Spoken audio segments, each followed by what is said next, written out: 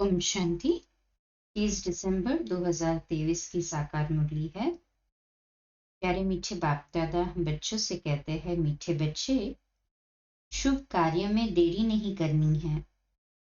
अपने भाई बहनों को ठोकर खाने से बचाना है। भू भू कर आप समान बनाना है। प्रश्न: किस बात का अनर्थ होने से भारत कौड़ी मिसल बन गया है?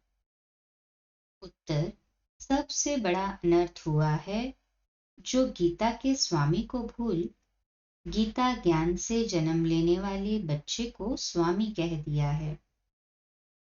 इसी एक अनर्थ के कारण सभी बाप से बेमुख हो गए हैं। भारत कौड़ी तुल्य बन गया है।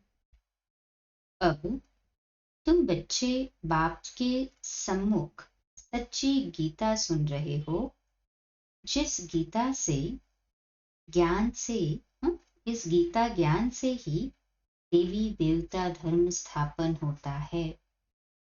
तुम श्री कृष्ण के समान बनते हो। गीत: किसने ये सब खेल रचाया? ओम शांति।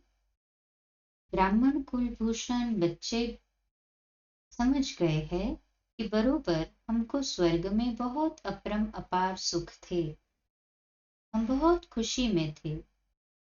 हम जीवात्माएं स्वर्ग में बहुत मस्ती में थे। फिर क्या हुआ? रंग रूप की माया आकर चटकी। विकारों के कारण ही इसको नर्क कहा जाता है ना। नर्क तो सारा है। अब ये जो ब्रह्मरी का मिसाल देते हैं, ब्रह्मरी और ब्राह्मणी दोनों का काम एक ही है। ब्रह्मरी का मिसाल तुम्हारे ऊपर है।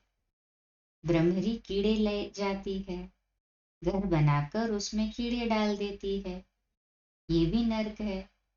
सब कीड़े हैं, परंतु सब कीड़े देवी देवता धर्म वाले नहीं हैं। जो भी धर्म वाले हैं सब नरकवासी कीड़े हैं। अब देवी देवता धर्म के कीड़े कौन हैं, ये कैसा पता पड़े? कि ब्रह्मावंशी ब्राह्मणियां हैं जो बैठ भू भू करती है। जो देवता धर्म के होंगे वही ठहर सकेंगे, जो नहीं होंगे ठहरेंगे नहीं। नरकवासी कीड़े तो सभी है। सन्यासी भी यही कहते हैं कि नरक का ये सुख काग विश्रा समान है। उनको ये पता नहीं कि स्वर्ग में अथाह सुख है। यहाँ पर 5% सुख और 95% दुख है, तो इसको कोई स्वर्ग नहीं कहा जाएगा। स्वर्ग में तो दुख की बात नहीं रहती है। यहाँ तो अनेक शास्त्र, अनेक धर्म तथा अनेक मतें हो गई है। स्वर्ग में तो एक ही अद्वैत देवता मत है, एक ही धर्म। तो तुम हो ब्राह्मणिया, तुम भू भू करती हो। फिर जो इस धर्म के हैं वह ठहर जाते हैं। अनेक प्रकार के हैं। कोई नेचर को मानते, कोई साइंस को। कोई कहते हैं ये सृष्टि कल्पना मात्र है। ऐसी वार्तालाप यहाँ ही चलती है, सत्युग में नहीं चलती। ये बेहद का बाप प्रजापिता ब्रह्मा के मुख कमल से अपने बच्चों को बैठ समझाते हैं कि तुम मेरे पास थे, अब फिर मेरे पास आना है। इसमें शास्त्रों की तो बात नहीं उठती। क्राइस्ट तथा बुद्ध आते हैं, वह भी आकर सुनाते हैं। उस समय तो शास्त्र का प्रश्न उठ न सके। क्राइस्ट बाइबल पढ़ता था क्या? बाइबल का प्रश्न ही नहीं उठता। बाप कहते हैं, बच्चे तुम अपनी हालत को देखो। माया रावण ने तुम्हारी कैसी हालत कर दी है। समझते भी है कि हम आसुरी रावण संप्रदाय है। रावण को जलाते हैं, परंतु जलता नहीं। रावण का जलना बंद कब होगा, ये मनुष्य को तो पता ही नहीं है ना। तुम हो ईश्वरीय दैवी संप्रदाय। तुम बच्चे हो हमारे। अब मैं फिर आया हूं तुम बच्चों को राजयोग सिखलाने। अनेक धर्म हैं, उनमें से निकालने में कितनी मेहनत लगती है। गीता भी कहाँ से आई? आदि सनातन धर्म जो था उनकी निशानियां कहाँ से निकली, जो फिर ऋषि मुनियों ने बैठ बनाई, जो अब तक सुनते आए हैं। वेद किसने गाए? वेदों का बाप कौन है? बाप कहते हैं कि गीता का भगवान मैं हूं। गीता माता रची शिव बाबा ने, उससे जन्म लिया श्री कृष्ण ने। उनके साथ राधे आदि सब आ जाते हैं। पहले है ही ब्राह्मण। तुम बच्चों को निश्चय है कि वह हमारा मोस्ट बिलवेड बाप है, जिसको सब कहते हैं ओ गॉड फादर रहम करो। भक्त पुकारते हैं कि कैसे दुख से छूटे। अगर भगवान सर्वव्यापी हो तो फिर पुकारने की बात ही नहीं। मुख्य है गीता की बात। कितने यज्ञ आदि रचते हैं, तुम ऐसे पर्चे छपाओ। अब कितना अनर्थ हो गया है, जहां तहां देखो गीता लिखते रहते हैं। गीता किसने रची, किसने गाई, कब गाई, किसने बनाई, कुछ भी पता नहीं है। श्री कृष्ण का भी यथार्थ परिचय नहीं है। बस कह देते जिधर देखो सर्वव्यापी कृष्ण ही कृष्ण है। राधे के भक्त राधे के लिए कहेंगे, सर्वव्यापी राधे ही राधे है। एक निराकार परमात्मा को ही कहे तो भी ठीक है। सबको क्यों सर्वव्यापी कर दिया है? गणेश के लिए भी कहेंगे सर्वव्यापी है। एक ही मथुरा शहर में कोई कहेंगे श्री कृष्ण सर्वव्यापी है, कोई कहेंगे राधे सर्वव्यापी है। कितनी मूंझ हो गई है। एक की मत न मिले दूसरे से। एक ही घर में बाप का गुरु अलग तो बच्चे का गुरु अलग। वास्तव में गुरु किया जाता है वानप्रस्थ में। बाप कहते हैं मैं भी आया हूं इनकी वानप्रस्थ अवस्था में। दुनिया में तो जितना जो बड़ा गुरु होता है उनको उतना नशा रहता है। आदिदेव को महावीर भी नाम दिया है। हनुमान को भी महावीर कहते हैं। महावीर तो तुम शक्तियां हो। देलवाड़ा मंदिर में शक्तियों की शेर पर सवारी है और पांडवों की हाथियों पर। मंदिर बड़ा युक्ति से बना हुआ है, हूबहू तुम्हारा यादगार है। तुम तो उस समय होंगे नहीं जो तुम्हारा चित्र दे। मंदिर तो द्वापर में बने हैं, तो तुम्हारे चित्र कहाँ से आएंगे? सर्विस तो तुम अभी कर रहे हो, बातें सब अभी की है। उन्होंने बाद में शास्त्र बनाए हैं। हम अगर गीता का नाम न ले तो मनुष्य समझेंगे पता नहीं ये कौन सा नया धर्म है। कितनी मेहनत लगती है। वह इस दुनिया में सिर्फ धर्म स्थापन करते हैं। तुमको तो नई दुनिया के लिए बाप तैयार करते हैं। बाप कहते हैं मेरे जैसा कर्तव्य कोई कर न सके। सब पतितों को पावन बनाना पड़ता है। अब तुम बच्चों को वार्निंग देनी पड़े। भारत में कितना अनर्थ हो गया है, जिस कारण ही भारत कौड़ी तुल्य बना है। बाप ने गीता माता द्वारा श्री कृष्ण को जन्म दिया। उन्होंने फिर श्री कृष्ण को गीता का स्वामी बना दिया है। गीता का स्वामी तो शिव है। उसने गीता से श्री कृष्ण को जन्म दिया। अब तुम सब संजय हो। सुनाने वाला एक शिव बाबा है। प्राचीन देवी देवता धर्म का रचने वाला कौन? ये सब लिखने में बुद्धि चाहिए। गीता से हम जन्म ले रहे हैं। मम्मा राधे और ये फिर श्री कृष्ण बनेगा। ब्रह्मा बाबा श्री कृष्ण बनेगा। ये गुप्त बातें हैं। दो ही पद फिक्स किए, बाकी सब पद बाबा कहते हैं अभी भी खाली है। पुरुषार्थ अपना तीव्र ही रखना है। ब्राह्मणों का जन्म कोई समझ न सके। बात ही है श्री कृष्ण और परमात्मा की। ब्रह्मा, श्री कृष्ण और शिव बाबा, ये सब बातें गुह्य है ना। इन बातों को समझने वाला बड़ा बुद्धिमान चाहिए। जिनका योग पूरा होगा उनकी बुद्धि पारस बनती जाएगी। भटकने वाले की बुद्धि में ये ठहर न सके। बाबा, तुम बच्चों को कितनी ऊंची नॉलेज दे रहे हैं। विद्यार्थी अपनी बुद्धि भी चलाते हैं। तो अभी बैठकर लिखो। शुभ कार्य में देरी नहीं करनी चाहिए। हम सागर के बच्चे अपने भाई बहनों को बचाएं।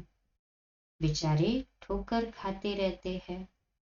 कहेंगे पी के इतनी रड़ियां मारते हैं, कुछ तो बात होगी। लाखों पर्चे छपवाकर गीता पाठशालाओं आदि में बांटो। भारत अविनाशी खंड है और सर्वोत्तम तीर्थ है। तो बाप सबको सद्गति देते हैं। उनके तीर्थ स्थान को गुम कर दिया है, तो फिर उनका नाम निकालना पड़े ना।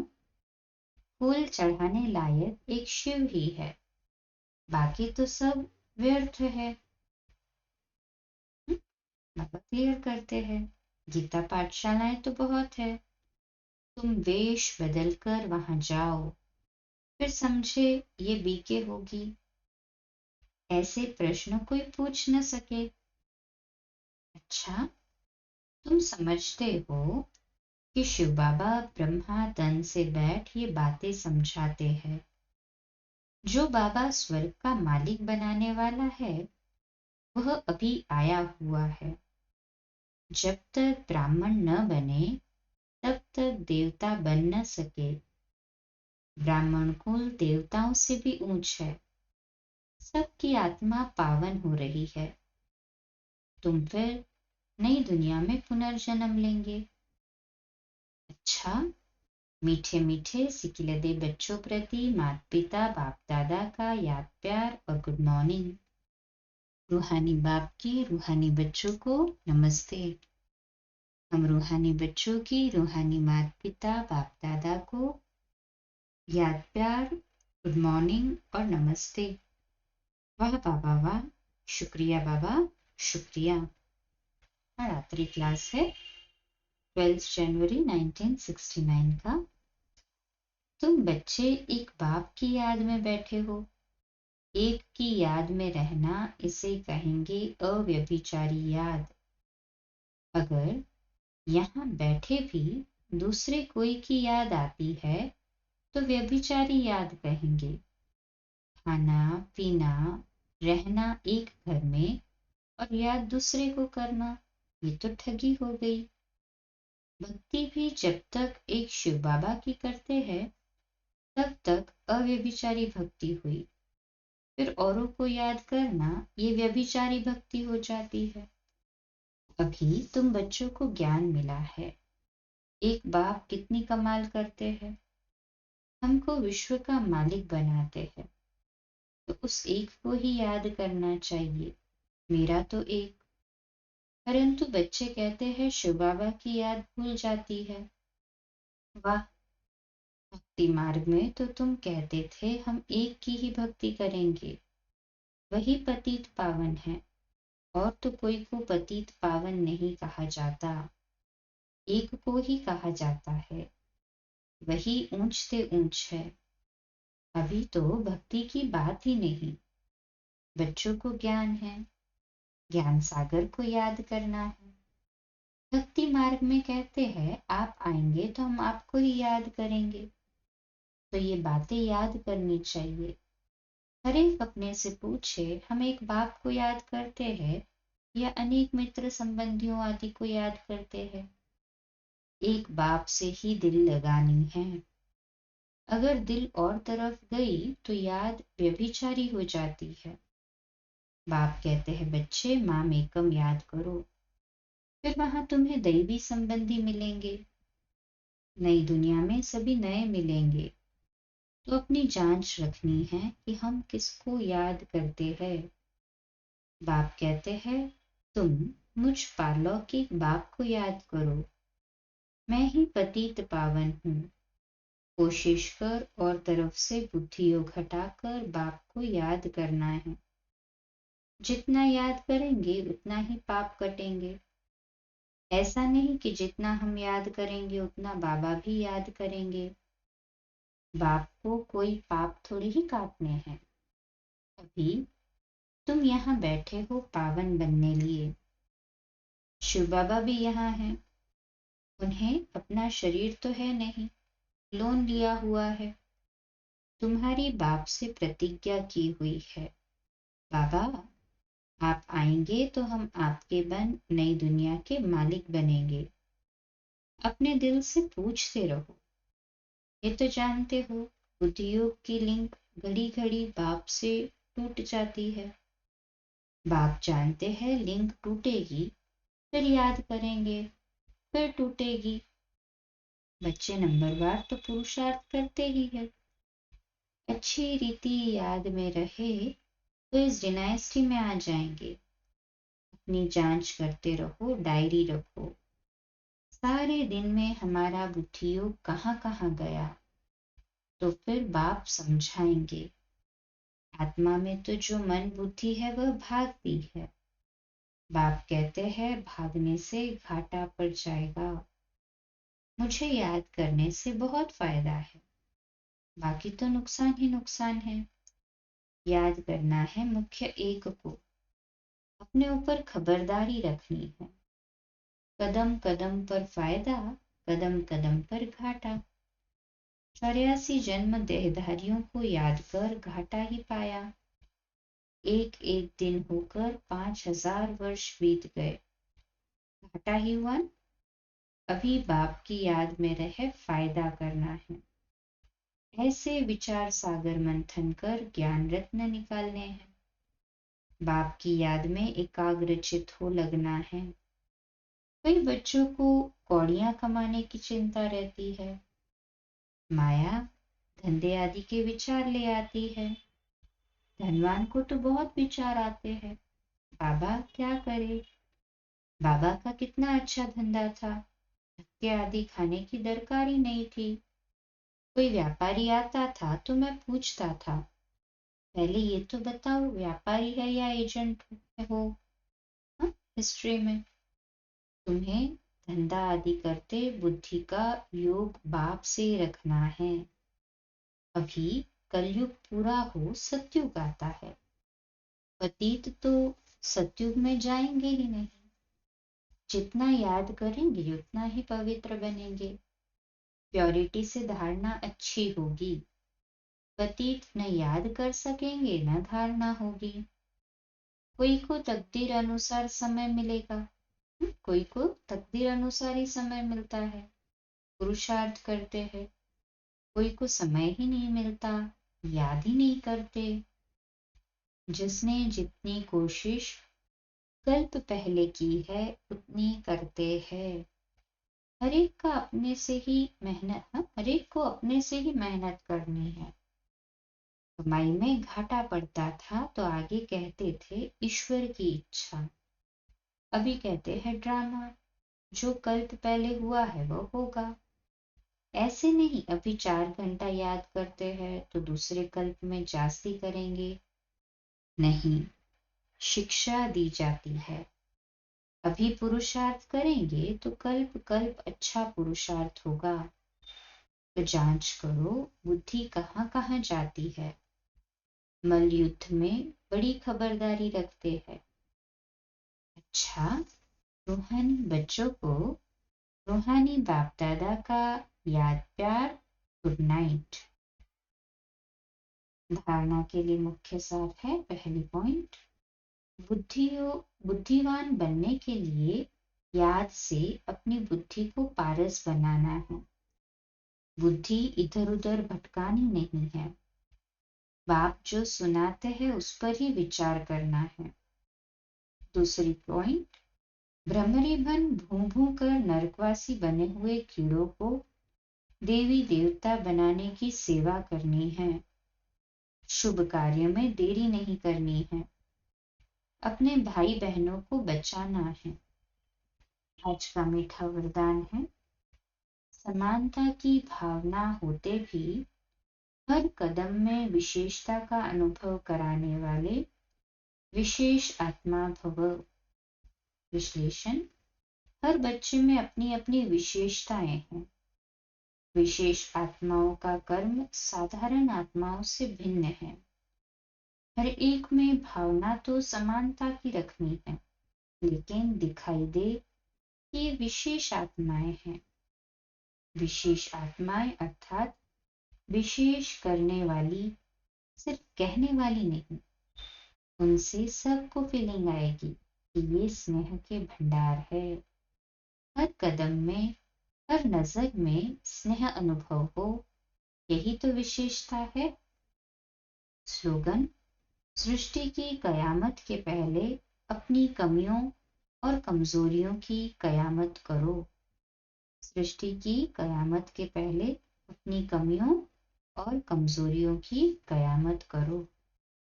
आज का व्यक्त इशारा है कर्मातीत अर्थात देह के बंधन से भी मुक्त। कर्म कर रहे हैं, लेकिन कर्मों का खाता नहीं बन रहा है।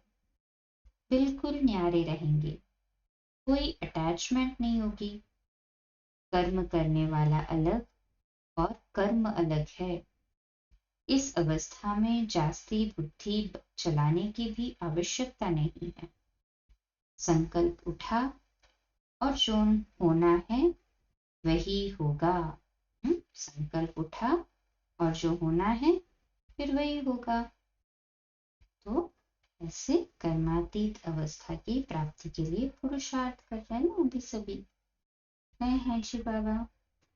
आज का सम्मान है मैं कर्मातीत हूँ। मैं कर्मातीत हूँ। अच्छा, कम बोलो, धीरे बोलो, मीठा बोलो, सत्य बोलो, सोच समझकर बोलो।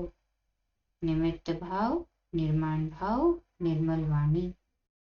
आज का नया दिन आप सभी को मुबारक हो, मुबारक हो, मुबारक हो। शुभ दिवस। आज रात्रि क्लास 9:15 बजे। कल सुबह अमृत वेला मेडिटेशन 3:30 से 4:30 और प्रातः मुरली क्लास 4:45 बजे।